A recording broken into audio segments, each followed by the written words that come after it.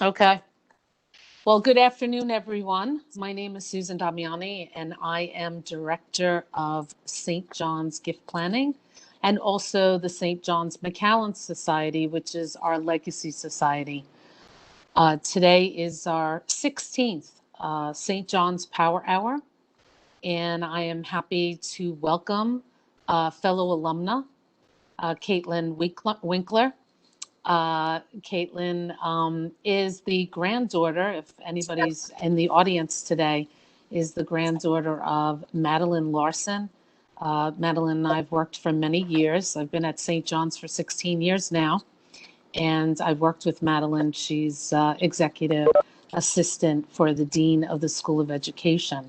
Is Madeline on with us? Is your grandmother there? I think so. Think so. Hi, Madeline. Name, yeah. And also her wonderful grandfather, Alan, a good buddy of mine. Both of us, we traveled together. I'm sure you've heard me talk about the St. John's Globetrotter program. And last October, I traveled with the Larsons to Portugal. And for our full schedule, we're going to be covering French cuisine and culture because we were supposed to travel to Paris. And unfortunately, with the pandemic, we have to postpone the trip. So hopefully you will join us for that. We have, I was just saying to Sandra Rogers a couple minutes, if you were on the call with me, that we have a great schedule, full schedule coming up. But today, it's an interesting topic. We're going to talk about mental health. And we were just chatting earlier and saying that all little things are high anxiety as well. Just trying to get on the WebEx and hoping that it works. Caitlin was just saying that, earlier today she lost power. I mean, there's so many things that can happen, and with us working virtually, we have to make sure this technology works. And who even thought about losing the power? Even though we lost power last week, I wasn't even thinking about that. So you can think about so many things that are going to drive you crazy and cause lots of anxiety. So maybe maybe you can help us with that. Give us a couple of tips. But let me tell you a little bit about Caitlin. First, I want to say congratulations, because Caitlin, during this pandemic, has some happy news for us. She got engaged. So congratulations. Thank you. Thank So you. you'll have to share your story about the anxieties of planning a wedding during the pandemic. That has to be exciting, and also an unusual way to plan a wedding. So you'll have to tell us that as well. But Caitlin, as I mentioned, is an alumna of St. John's University of the Clinical Mental Health Counseling Master's Program. And she also has a license in clinical mental health counseling, as well as her certificate as a nationally certified clinician. Additionally, Caitlin works as an adjunct professor in the clinical mental health counseling department at St. John's University, and she works full-time at a hospital in New York City.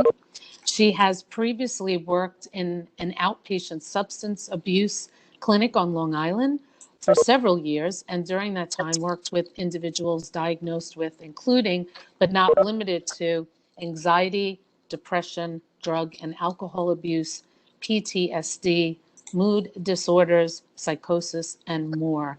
And it says here that you enjoy reading and spending time with your family, which is nice because I know you have really huge family, loving family. You're very blessed. And I know you're out on Long Island right now spending time with them, right? Yes. That's great. That's great. Well, thank you for participating and joining the prestigious roster of speakers for the Power Hour. And I'm going to turn it over to you now. I'm going to turn off my audio and video so that you can begin this wonderful talk on how we get through this pandemic. Great. Thank you. Thank you. So I'm going to share my screen for the PowerPoint. So just bear with me a moment. And okay, I think we are set. So yes. Okay, so hi everyone. As Susan said, my name is Caitlin. I am an alum of the Clinical Mental Health Counseling Program through the School of Education at St. John's. My family is very actively involved in St. John's, as Susan described at the beginning of this. So I had spoken to Susan a couple weeks ago, and she had expressed interest in wanting to do a 4-hour discussing mental health. It's always important to discuss mental health, but also especially because what's going on right now with COVID-19, anxiety is definitely much higher in people. So we thought it would be a good idea to discuss coping with anxiety and taking care of your mental health. So I thought it would be beneficial to do kind of a brief overview of mental health. Everyone essentially has what they think is a definition of mental health, but in a more specific sense, don't always have a lot of detail. So I thought we'd go over generally mental health in the United States as of the most recent statistics I could find, which was September 2019. And even then is probably very different now than it was at that time.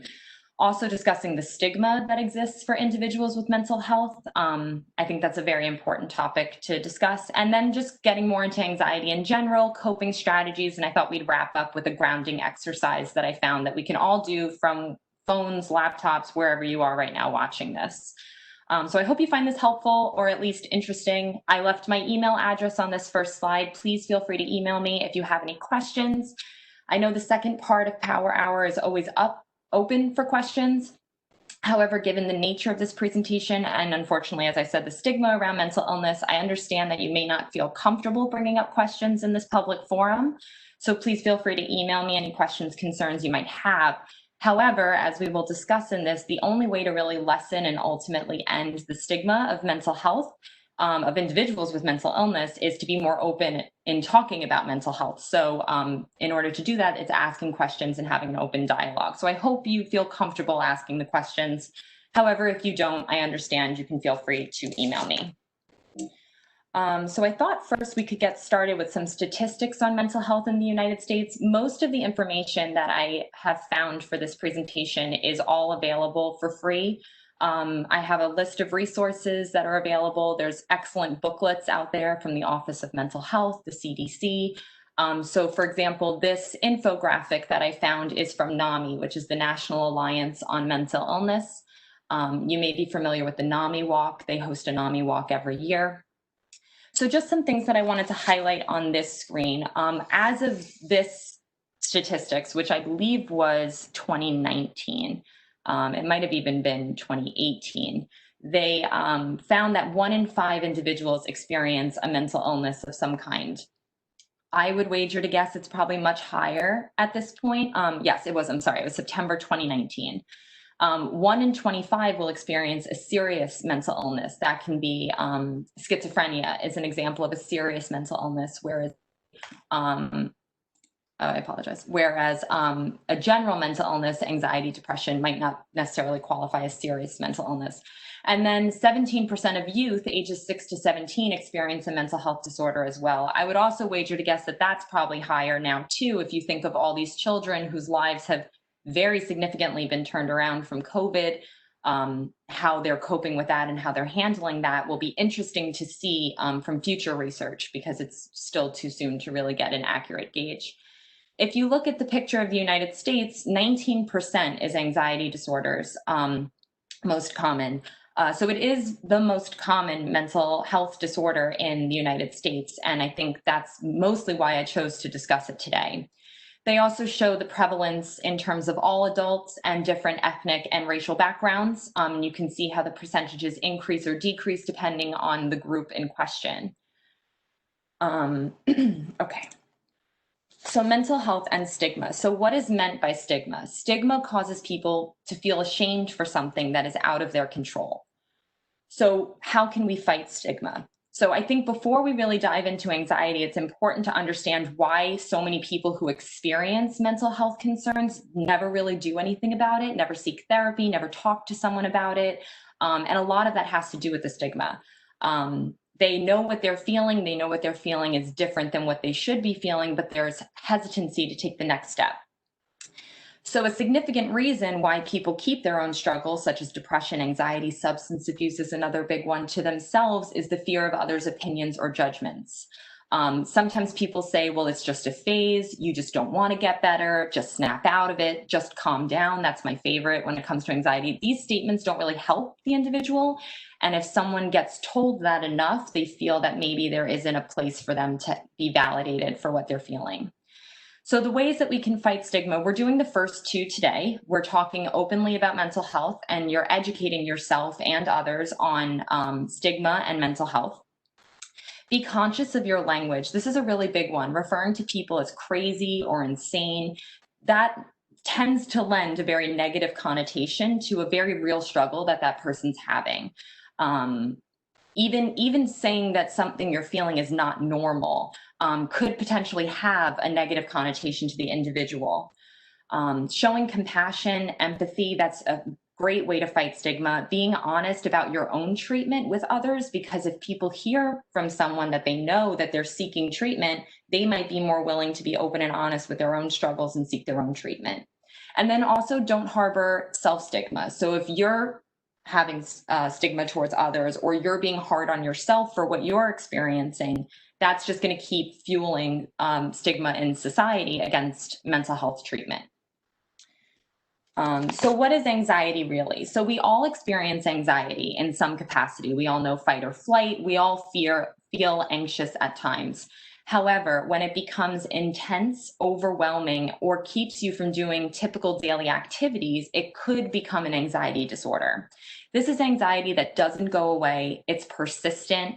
It can even get worse over time. And again, as per the National Alliance on Mental Illness, anxiety disorders are the most common mental health concern in the United States. Now, that was from an article dated 2017, but I'm sure that holds up. These are some common types of anxiety disorders. So generalized anxiety, again, some anxiety is perfectly, to use that word, normal, such as worries about money, family, work, COVID, health. But people with generalized anxiety disorder, however, feel extremely worried or nervous about these quote unquote typical anxieties, as well as other things when there's essentially no reason to feel that level of anxiety. Panic disorder is another one. It's a sudden and repeated attacks of fear that last for several minutes or longer. Social anxiety disorder is very much what's in the name. A person might feel symptoms of anxiety or fear in certain social situations, meeting new people, dating, answering a question in class, speaking to individuals publicly. And then there's phobias, which is a fear of a specific thing. So fear of flying, fear of spiders. There's thousands of different types of phobias. So a personal example, as Susan said, this morning, 9 a.m., my power went out in the whole house. They estimated it would be fixed at 2:45. So I had a little anxiety as to whether or not I'd be able to present. That would qualify as a valid anxiety because I have a presentation. I don't know that it's going to be fixed. But if this was a persistent and continued fear, even after the power went back on, then that's something that could lead more towards an anxiety disorder. So how do I know when I need help? So while there are various types of anxiety disorders, again, they all have one symptom in common, which is persistent, excessive fear or worry in situations that are not threatening. So again, fight or flight. If a bear is coming at you, you should have a certain level of anxiety because that's terrifying. But if something is not threatening and you still have a persistent excessive fear or worry in that situation, that could potentially lead to an anxiety disorder. In addition, individuals will typically experience at least one of the following. So feelings of apprehension or dread, feeling tense or jumpy, restlessness or irritability, anticipating worst case scenarios, that's a very big one. Pounding or racing heart, shortness of breath, upset stomach, headaches, insomnia. There's a lot of physical symptoms and emotional symptoms that can go hand in hand with anxiety. But the most important part in asking yourself, do I need help, in the sense of maybe professional therapeutic help or psychiatry help, is if it's persistent and excessive worry despite not being life-threatening. So resources for mental health education and treatment, I found some common ones. So the National Institute of Mental Health, the National Alliance on Mental Illness, which is where I received a lot of the information for this presentation. The Office of Mental Health is a great site as well. Office of Alcohol and Substance Abuse Services. All of these sites have free handouts, contact information, hotlines. Hotlines are a big one. OMH has had a hotline all through COVID for emergency calls for individuals who just need to talk to someone urgently. Your insurance plan is a great resource as well. There's on the back of everyone's insurance card, there's a phone number and an email. You can always call and say you're interested in mental health services, private or clinic, and they can connect you to people in network. Same with the website. If you're someone who prefers to just look online and not speak to a customer service representative, the websites are usually very clear in finding someone near your zip code. The Substance Abuse and Mental Health Services Administration is another excellent resource. And then the National Suicide Prevention Lifeline. There are several hotlines that are very easily accessible to people in an emergent situation that are open 24/7. So it's always good to know that. And if you know someone who's struggling with mental health, to be able to refer that to them as well. Again, there are many options for individuals to get help or speak to someone in an emergency or just have a commonly asked question answered. You just need to be willing to look and willing to learn. And these are good not just for yourself, but also if you have a loved one who's struggling with mental health. They might not know where to turn to or who to ask for help, and this could be a great resource to connect them. So now we'll discuss some coping strategies for anxiety. I did forget to mention too, when it comes to many of these diagnoses, keep in mind there's a very thick, very detailed book called the DSM, which is used by clinicians to diagnose mental illness, mental disorders. So when I say those common symptoms that I showed before, there's a lot more that goes into receiving a formal diagnosis by a trained professional. This is just an understanding of, am I feeling anxiety? Is it enough to warrant seeking help? And then when you do seek help, this is the process that will ultimately give you the accurate diagnosis that you would receive. So coping strategies for anxiety. So some general coping strategies, and then I'm going to get into the CDC listed recommended guidelines for coping with stress that are specifically targeted to COVID-19 as well. So some general coping strategies, just stop and breathe is a great one. Sitting down, taking a breath, and working to clear your mind of the anxiety can help. There are many deep breathing exercises you can find on the internet. There are apps. I believe Calm is an app that just every day is a different length of time for breathing. Yoga is another example that would fall under this category, and these can all really help with the anxiety you're feeling in the moment lessen. The second one is to just figure out what exactly is bothering you. So a great way of doing this could be journaling, which a lot of people find very helpful, to write down what you're feeling in the moment, the concerns that you're having. Also, if your ultimate plan is to pursue therapy, this could be a great resource to bring into the therapist's office, because sometimes people go to therapy once a week, once every other week. You might not remember the details of something that was very concerning to you in the moment by the time you get into the room. So journaling it can be very useful to have that information in front of you to show your therapist and discuss as if it just happened to you. Focusing on what you can change. This is probably one of my personal favorite ways of coping with anxiety, and one that I would recommend to anyone, former clients, family members, friends, just focusing on what is in your control and what you can change. So more often than you think, anxiety comes from worrying about things that either have not happened yet or may never happen. So instead of focusing on the fear of things that are unknown and haven't happened, you can focus on the positives in the present moment.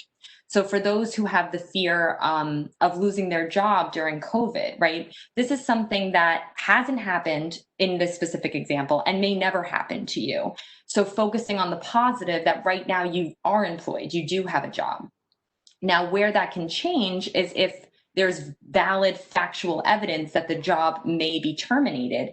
Then focusing on what you can change in that situation would be to update your resume and actively work on applying for new jobs, as opposed to kind of dwelling or perseverating on the fact that you may lose a job.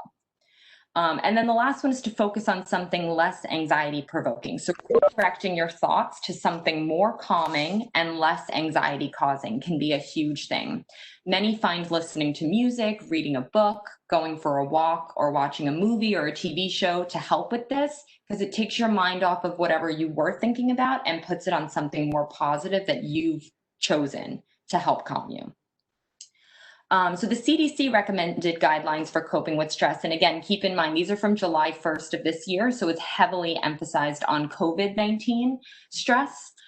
So know what to do if you're sick. Many people during this time especially may not feel well, whether it's COVID-related symptoms or not, and immediately feel anxiety over the possibility of having COVID. So it's very important to contact an expert, in this case, a medical professional, and discuss what you're feeling to be advised on how to proceed with treatment, as opposed to kind of dwelling and making the anxiety worse. Knowing where and how to get treatment goes hand in hand with that. Taking care of your emotional health is exactly what the topic of today is. Taking breaks from watching, listening, or reading news stories is huge right now. Stepping away from the TV and doing something completely different can put you in a totally different mindset. Taking care of your body, going for walks, eating healthy, plenty of sleep, making time to unwind, again, doing things you enjoy, focusing on something less anxiety provoking, something you enjoy doing. Connecting with others. This is very important right now because we might not be able to physically connect with others as easily as we were prior to this. There might be greater fear in connecting with others. So you have to be able to discuss with those you trust what you're feeling and speak to a professional that you have rapport with. Otherwise, the therapy won't work. But connecting with others now could be doing a WebEx chat or a Zoom chat with a loved one that you might not be able to see because of COVID. And then connecting with your community or faith-based organizations. A lot of people find great comfort in their community organizations, faith-based organizations. And again, while you may not feel comfortable attending those in person right now, they are still there for you should you need them. So they're important resources to utilize as often as possible. Okay, so grounding exercises. So I thought today grounding is one specific type of coping strategy that can be used for anxiety. It can be very easily used in most situations, which is exactly why I decided to do that one today. It's something you can do when you're in the car, when you're out going for a walk, when you're sitting in a meeting that's making you feel very anxious. There's all different grounding exercises, some more noticeable than others.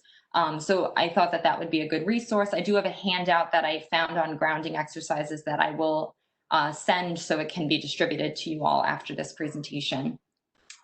So again, there are many different grounding exercises that one can use to help center yourself and lessen felt anxiety. So what I'm going to have us do is a technique, and remember, none of you are on video, so no one can see you. So this is the honor system that you're doing it. But it's basically on body awareness, and it's bringing your mind back to where your feet are. So if you can keep your head where your feet are, you're usually in better shape than if your head is a week away when your feet are right here in the present moment. That's more of the anxiety of things you can't control. So the body awareness exercise, I'm going to walk us through it. I'd like you all to follow along. So the first thing we're going to do is I'd like everyone to take 5 long, deep breaths through your nose and out your mouth.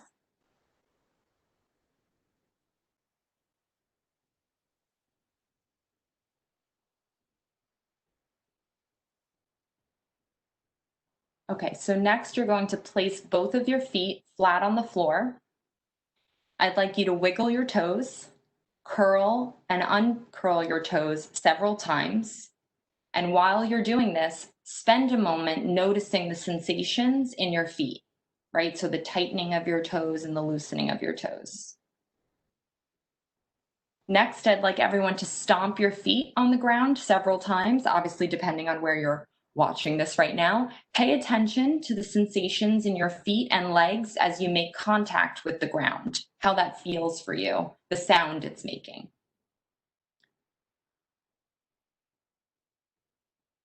Next, I'd like everyone to clench your hands into fists and then release the tension And you're going to repeat this 10 times.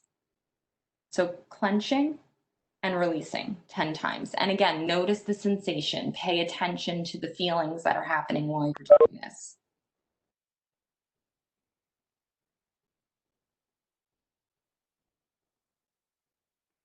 Okay, next I'm going to have everyone press your palms together. You're going to press them harder and hold this for 15 seconds.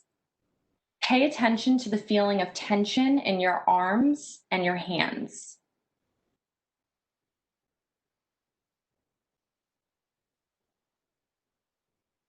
Next, I'm going to have everyone rub your palms together briskly. You're going to notice the sound and the feeling of warmth that's happening in your hands. And last, I'd like everyone to reach your hands over your head like you're trying to reach the sky and stretch like that for 5 seconds. Now bring your arms down and let them relax at your sides. We're going to wrap up with taking 5 more deep breaths in through your nose and out through your mouth.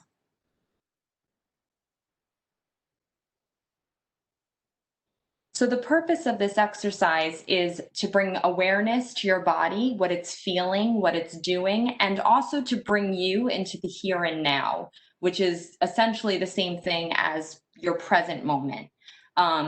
Directing your focus on what you have going on right now is better than where the anxiety would be taking your mind, which is usually not in the here and now.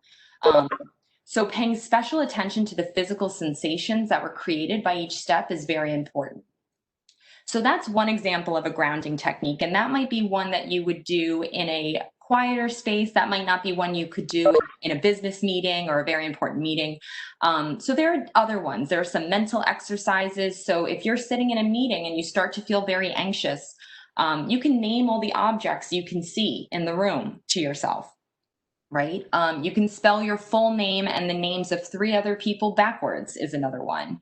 Name all of your family members, their ages, and one of their favorite activities. And all of these, again, are just taking your mind off of uncomfortable thoughts and feelings and directing it towards something else. The mental exercises tend to be more discreet and easier to use. Categories is another great one. Pick a category and list as many things as you can that fall under that category. For example, books, movies, animals, and just list through them. Usually by the time you finish one of these, your mind is so focused on what you've just done that the anxiety has lessened. So that's an example of grounding techniques. Important to note, anxiety has varying levels, varying degrees of severity. The amount that your anxiety impacts your day-to-day functioning and your everyday life should help answer the question of how you should know when it's appropriate to seek help. So if doing an exercise such as this does not help your anxiety, you're just as anxious as you were before, if not more so, because now this didn't help. There are other things that can be done to help with your anxiety. So we've discussed some coping strategies. These are all things you can do on your own. But a lot of people do search and look to see if they can have professional therapeutic help, either mental health counselors, social workers, psychologists, doctors in psychology. There are a lot of different professionals who do therapy, and anxiety disorders is a very common treatment by talk therapy. There's many different types of therapy. There's different schools of therapy. So if you go to a therapist and you feel uncomfortable, you feel it wasn't for you, it could just be either that you did not have a good connection with that therapist, and rapport is very important. If you don't feel comfortable with the person you're sharing this with, you're not going to share anything, and it's not going to help you in any way. So you have to find someone you're comfortable with. Even after all of that, some people choose to seek help from a psychiatrist. There are a lot of anti-anxiety medications. Antidepressants are also often prescribed for anxiety. So there are varying levels of the help that you can seek for the mental health concerns that you have. For the purpose of this conversation, though, I just wanted to discuss the coping strategies that you can all use at home, because again, this is a very stressful time for pretty much everyone right now. And it can be useful to have these strategies in your mind to apply when you need them. So I think that was everything that I had. I'm going to stop sharing my screen now and go back to here.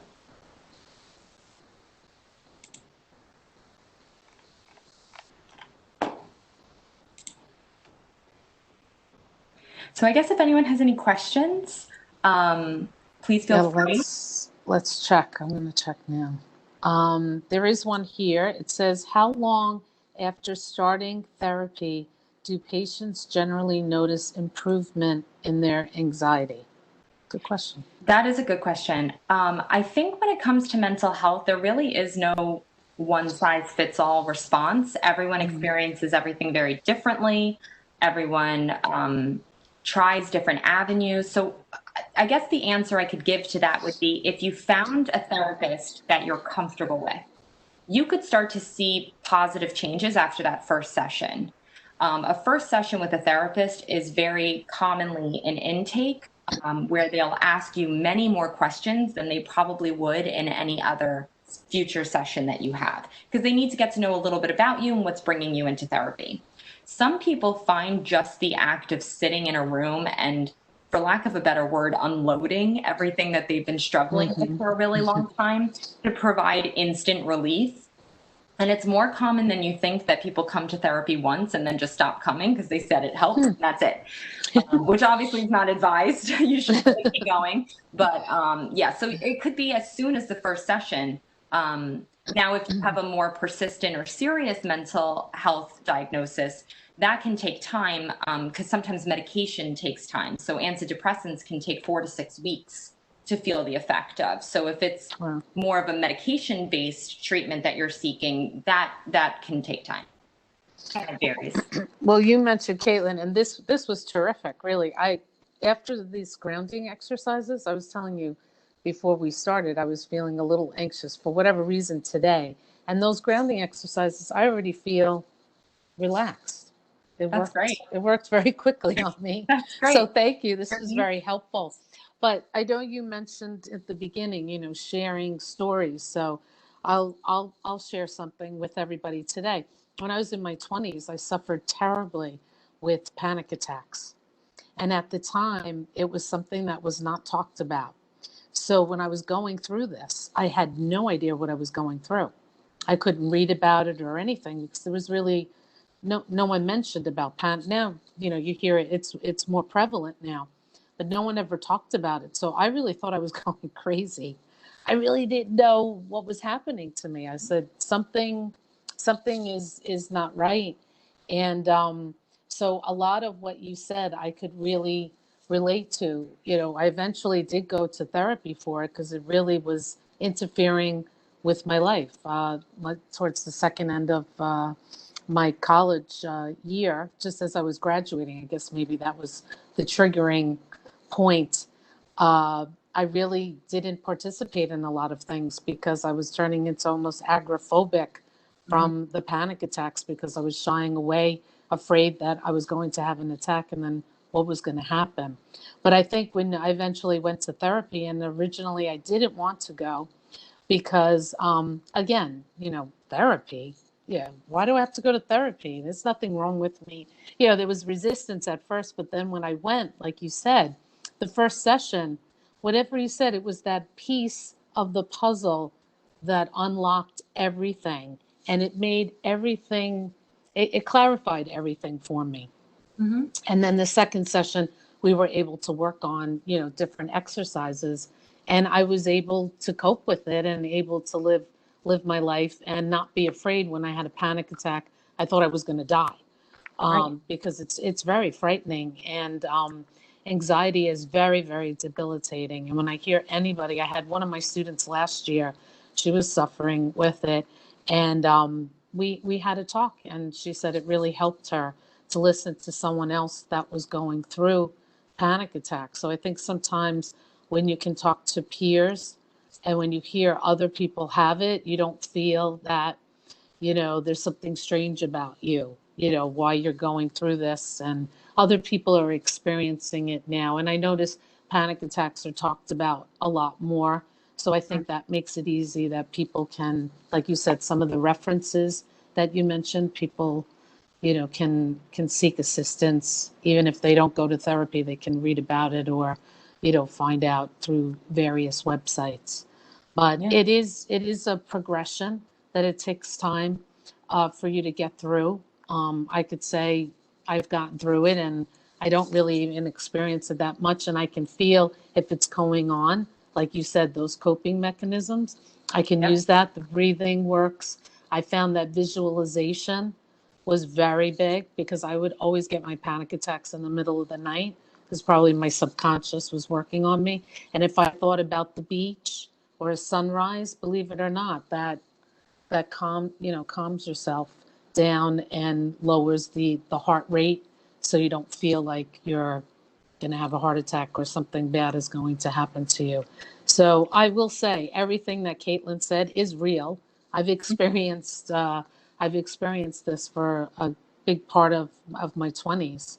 And, occasionally things will flare up, but if you can have these coping mechanisms or seek professional help, you definitely can get better and you definitely can live, a normal life. But obviously, another question I was going to have for you with the pandemic, Mhm. do you notice a rise? Like people now are developing these disorders because they're having a hard time to cope. I mean, many people are living by themselves and not Yeah. getting out.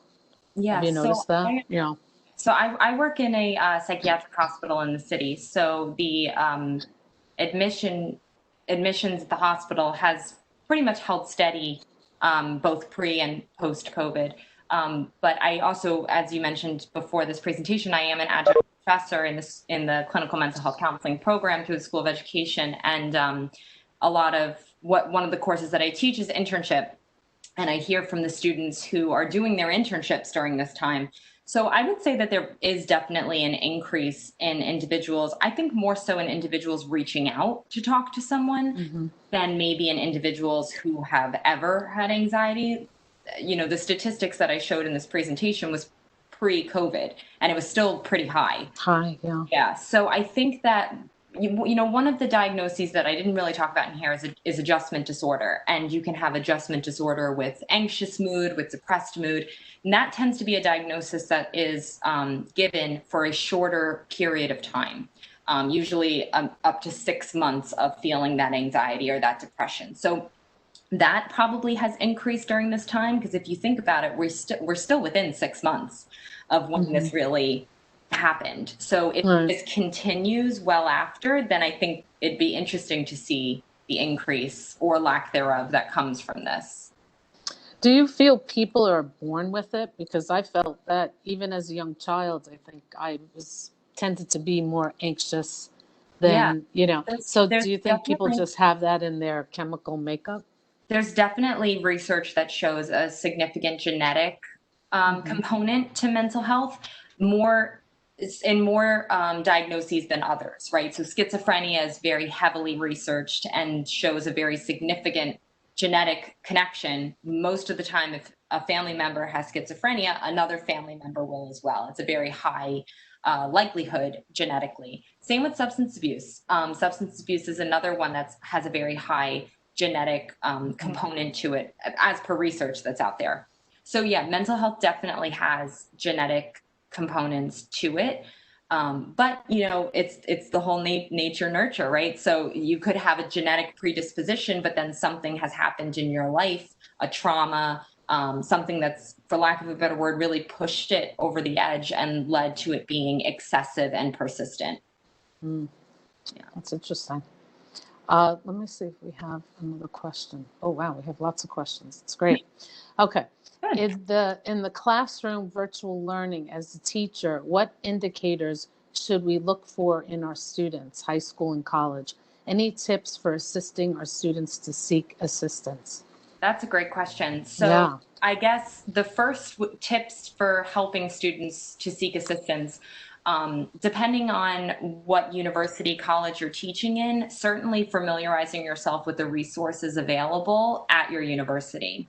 The reason why I say that is because often university resources are free to students. Like I know at St. John's University, the counseling center is free to students. Right. And that might be something you want to recommend to your student first, just for financial reasons and insurance reasons. You don't know what health insurances they have. So that would be a great first step for them.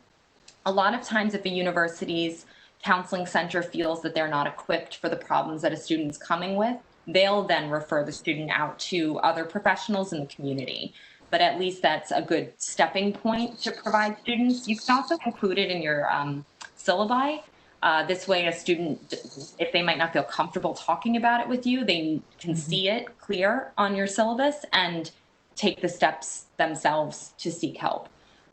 So that's the second part of your question. But the first part, a lot of common signs and symptoms of someone with anxiety, specifically depression as well, withdrawing, changes in their behaviors, not really investing in activities that they once used to. So as a teacher, you could see if you had a student who has been very lively, actively participating in the beginning of the semester. Let's take spring semester, right? Because COVID kind of happened halfway in that semester. So you could have known the student for 8 weeks and seen their presentation, both virtually on a Blackboard platform or in person. And now afterwards, you see they're not raising their hand as much. Their responses on Blackboard are maybe a couple words instead of a full paragraph. Just significant changes in their behavior from what you had seen previously. Now, if you were teaching in the summer, you might not have that baseline to see if a change has happened. So a good way of doing it is to kind of just encourage open and honest dialogue. You know, students have always reached out if they're struggling with getting work done by saying, you know, I need to request an extension. I have a lot going on. So if someone emails you that, especially during this time, don't just accept it and say, sure, no problem. Reach out back and say, is there anything you'd like? You know, absolutely the extension's okay, but is there anything you'd like to talk about? I can help connect you to some resources. That could be a good way of doing it as well. Great. Excellent. Thank you. We have more questions here. How does a person recognize anxiety in a loved one? Good question. So a lot of the signs and symptoms that we talked about here is a great way. So I more so geared it into looking at yourself and seeing if you have those, but you can see that in another person, right? So a lot of significant weight loss or a weight gain could be a huge one. If you have someone who's lost a ton of weight, they look maybe more haggard, that could be a sign of not sleeping, not taking care of themselves. Someone who used to do more with you and now isn't. And again, keep in mind COVID, right? So if you used to go to dinner every Monday night and now you can't, but you're talking on the phone every Monday night, that wouldn't necessarily qualify as a signal of a mental health reason for a difference. But someone who you just haven't heard from in a while, they're withdrawing for some reason. And then, you know, if it's someone you're around constantly, you can usually see that. Headaches is a very common one because you're just so tense all the time. Like the exercise we did, if I had you stay like this, it would eventually start to give you a headache because your body is tensed. And that's how you are when you're anxious. So sometimes you can see those in loved ones, but it's also great practice, I think, to just ask people how they're feeling, right? They may say fine or good, or they may dismiss it, and that's okay. They might not be ready to answer the question, but just asking someone how they're feeling, I don't think that's ever a bad thing to do, personally. But during this pandemic, it might be a little more difficult, right? Because if you're not seeing a loved one, because I know many of my friends are not seeing their parents and talking to them over the phone or maybe through the window or the door, it must be a little more difficult these days. Definitely. Especially if people are in facilities or in housing situations where they might not have access to a phone or a FaceTime, right? Right. The power of FaceTime is great because you can see the person without actually seeing the person. Exactly. But some people may not have that capability. Yeah. So it can be hard to decipher now with COVID if you can't speak to the person at least. Okay, I'm going to go to the next question. We have here, this is more of an observation. Your session is very good. On another area of importance in mental health is the area that affects caregivers who interact with those that have mental health issues and who can also suffer from anxiety. Yes. It's not really a question, but do you No. have any, Yeah, something to say? that's very, Right. very true. So when I talk about mental health, I'm not just specifically talking about people who have a diagnosis of mental health, right? It can be very um, hard on the loved ones who are taking care of someone with a mental illness, especially with a serious mental illness, because those tend to be lifelong and can have very ups and downs in terms of progress. Bipolar disorder is a perfect example. Someone who is diagnosed with bipolar disorder, if they stay on their medication regimen, they can stay very pretty much stable over a long period of time. But what happens is sometimes they start to feel those improvements. They stop taking their medications because they feel that they're better, and then they could regress back into a manic episode or a depressive episode. So for the caregivers, they're seeing this. Sometimes there are things that you can do to help, but sometimes you can't, right? If you don't live with the person, you can't necessarily watch that they're taking their medications all the time. And if you are living with the person, that can become a full-time job. So a lot of the resources that I posted on here are both for family members of loved ones with mental health and for the individuals with the mental illness. NAMI is an excellent facility, oh my goodness, I'm blanking on the word, an excellent resource for people who both have a mental illness and have a loved one with a mental illness. The NAMI walk is everywhere, and it raises money for awareness of mental illness. And a lot of groups have family-oriented groups. So if we go into the substance abuse territory of this, you have AA, NA meetings, but you also have Al-Anon meetings, which are for family members. They're private, confidential meetings for loved ones of someone with a substance abuse diagnosis. So there are resources out there as well for people who are actively working with individuals with mental illness. Good question. Next one is, how long after, I might have read this one. Did I read this one? How long after starting therapy do patients Yes, you did. We did that one, right? Yes. Okay, sorry about that. I have another one. Should this information be part of freshman orientation? Oh, probably, definitely. I know, right? Yeah, I think probably more so now than ever, right? Definitely.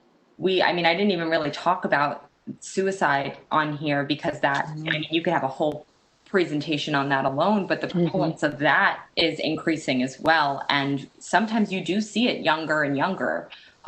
So I don't think there's ever any harm in educating people on most things, right? Most freshmen have to take courses on alcohol awareness and the policies in place at your university on that. And technically, they're not even 21 yet. So they're doing that preemptively. I think mental health should absolutely be a part of for freshman orientation. If nothing else, just to show them the resources that are available for them on campus. For a lot of students, their first time away from home, there's homesickness, which isn't a diagnosis, but it's a big change, and it can lead to feel isolated, which can lead to depression. So yeah, definitely would be beneficial to include. I agree. I think that's a great suggestion because it's just, everything is so new with the way they're going to school. So, everybody copes with everything differently. So that could certainly be a great help, a great support to our freshmen. Significant life changes can lead to symptoms presenting themselves for the first time, right? So you could be someone who never really struggled with anxiety, and then a significant life event happens, a pandemic, a terrorist attack, a natural disaster, a trauma personal to you, physical abuse, sexual abuse. Something could happen, and now from that point on, you're altered, and now you need to seek a change. So that can happen to freshmen going to school. That's a change. And they might find symptoms manifesting themselves now that never did before when they were in their hometown with their family, with all their friends they've known prior to this shift. So yeah. So true. Yeah, so true. The other question, the fear of contracting COVID-19 has sapped all of my energy, and I'm unceasingly tired. What should I do? Yeah, that's a great question as well, because right now it's not just for individuals who have been diagnosed with COVID, right? It's the fear of, and we talked about this earlier in the presentation, how anxiety can be projecting ahead to something that hasn't happened yet. But the fear of something happening can be just as debilitating physically and emotionally as the actual event itself. So if you think about it, we've been hearing about COVID-19 predominantly here in this country with changes being made around mid-March. We'd heard about it before, obviously, but mid-March was when significant altering changes happened in our lives. If you're someone who's been afraid of contracting COVID-19 since mid-March, you can only imagine the lack of energy and tiredness you're probably feeling because you're constantly on edge. There's no break until you get it, honestly, at that point, because then you won't be worried about getting it anymore. You'll have it.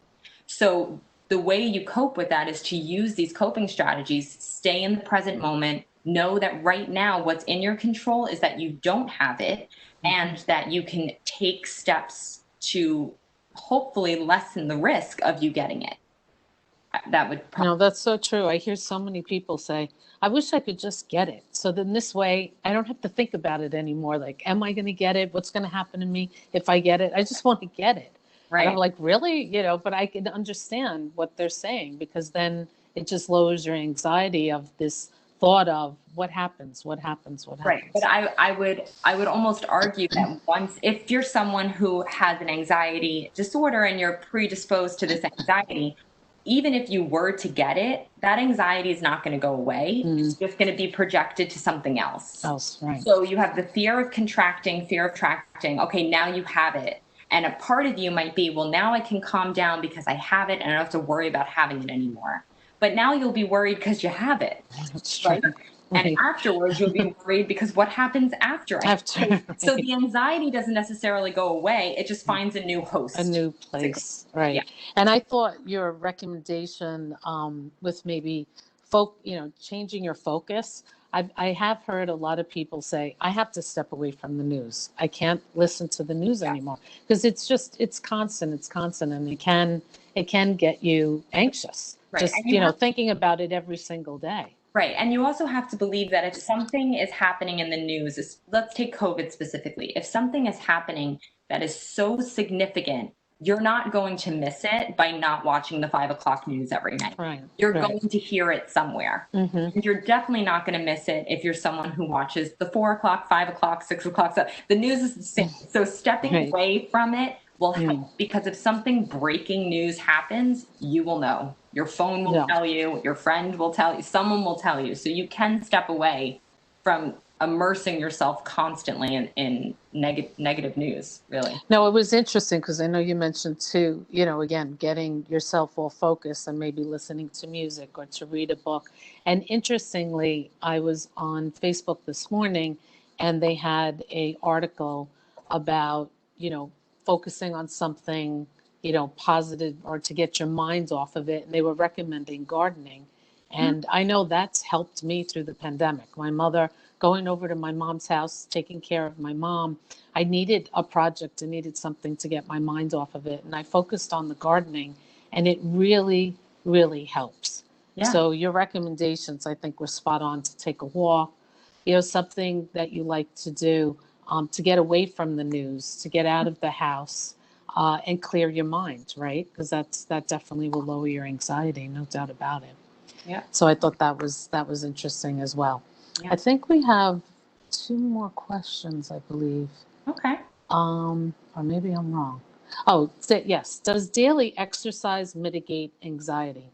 I agree with that. Exercise is the best. Yeah, exercise can help for a lot of different reasons, right? So exercise can be the activity that you choose to do to take your mind off the anxiety, whether that's just going for a walk, doing a workout class. Obviously, COVID-19 has changed a lot of the accessibility for exercise, but there's a lot of free sources online that you can still do exercising at home.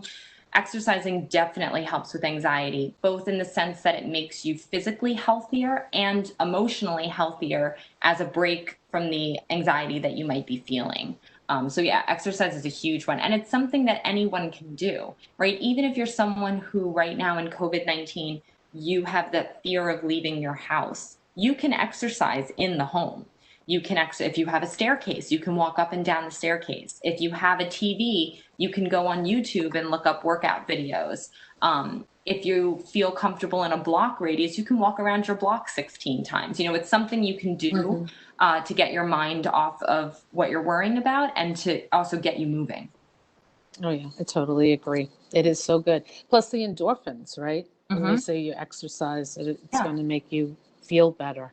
Definitely. And just a little side note, I know St. John's, not only the power hours, but alumni relations has some alums that are sharing their expertise and offering exercise classes online. So if you go to the St. John's website and go to the alumni relations page, there's a lot of different exercises, virtual book club, that we were doing that for the reason. I mean, this is the reason why I developed the power hour. I felt like we were all sitting home.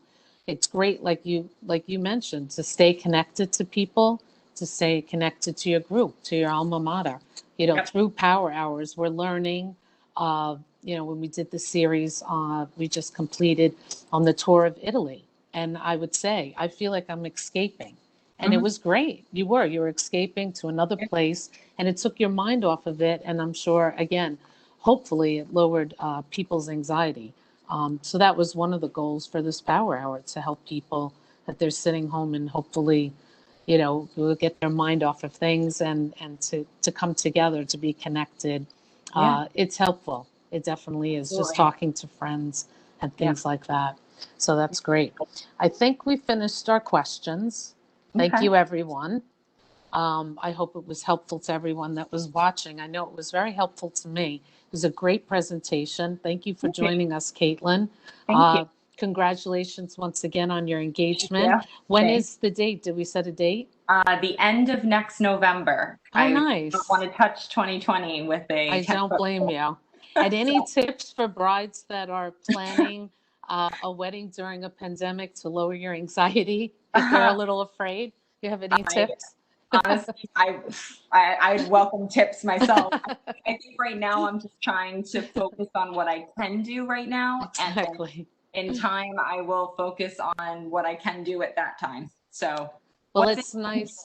Exactly. It's nice to look forward to something too, right? Yes. To have something happy. This is true. And I'm sure the celebration that was fun too, that everyone could get to celebrate and think about something happy. Yes. That's nice. Well, we wish you all the best of luck. Thank you. I have met your fiance. He's a lovely man. So good catch. Yes. Good choice. Good choice, I think. Thumbs up. Thumbs up. So thank you, everyone. Just to let you know, next Tuesday is our Meet the Experts. We've been offering that in person annually, probably for the last 15 years. It's all our alumni experts in the fields of real estate, financial planning, trust and estate, elder law. So, questions about retirement. I think you'll find it very, very interesting. So we hope you join us next Tuesday, the 25th, I believe, at 1:00. And again, thank you, Caitlin. We really appreciate it. Thank you. Everyone have a great day and do those exercises. Breathe. We have to breathe, right? Yes. All right. Thank you. Have a great day. Bye-bye.